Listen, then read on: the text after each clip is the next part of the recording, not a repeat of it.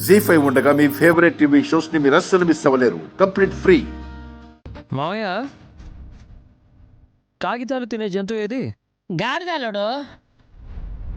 నేనేమి తినట్లేదే. నిన్ను అడగలేదే. రేయ్, మీ గిల్లి కజ్జాలు సదా ఉండేవే కాని తనని చెప్పనివ్వు.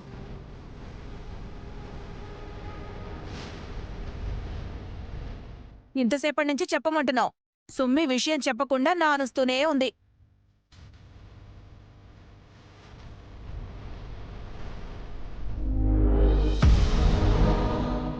పోనీ ఆ పేపర్ చెంత అదన్నా చెప్పమ్మా.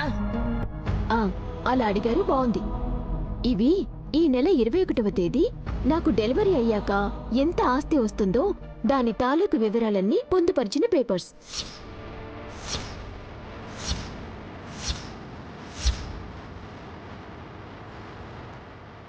అయితే అయితే అని అంత సింపుల్గా చెప్తావేంటక్కా?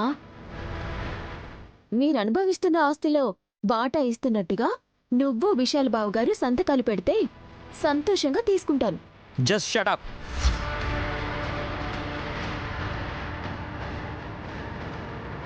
బ్రో, వదిన వాళ్ళు ఆస్తిని అనుభవించడం అంటే ఇదంతా వాళ్ళ కష్టార్జితం. నన్ను కన్నా మా అమ్మ, నాకు తోడబుట్టిన వల్లభా బ్రో కూడా వీళ్ళు పెట్టిన భిక్ష తింటున్నారు.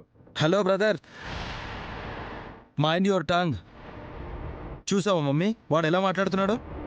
భిక్ష ముష్టి అని నోరు జారకు విక్రాంత్. మీ అన్నయ్య భార్య హాసిని పుండరీనాథాన్ని కన్నందుకే వీల్నామా ప్రకారం ఆస్తిలో వాటా ఇచ్చారు.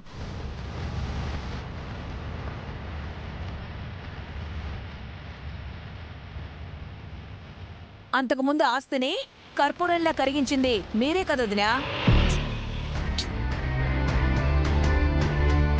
రోడ్డు మీద పడితే విష్ నైని కరుణించి కార్ ఎక్కించుకుని ఇంటికి తీసుకొచ్చారు.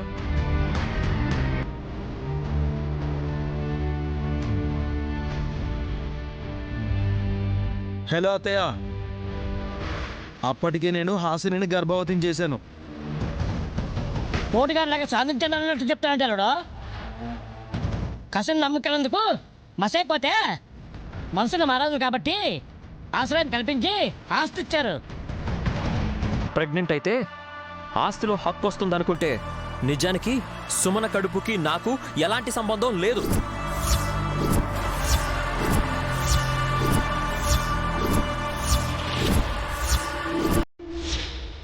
ఎందుకు లేదు?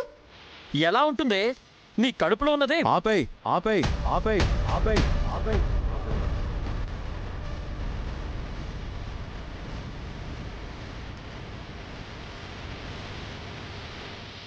ఇంకొక మాట తూలినా సుమన విధవరాలవుతుంది విక్రాంత్.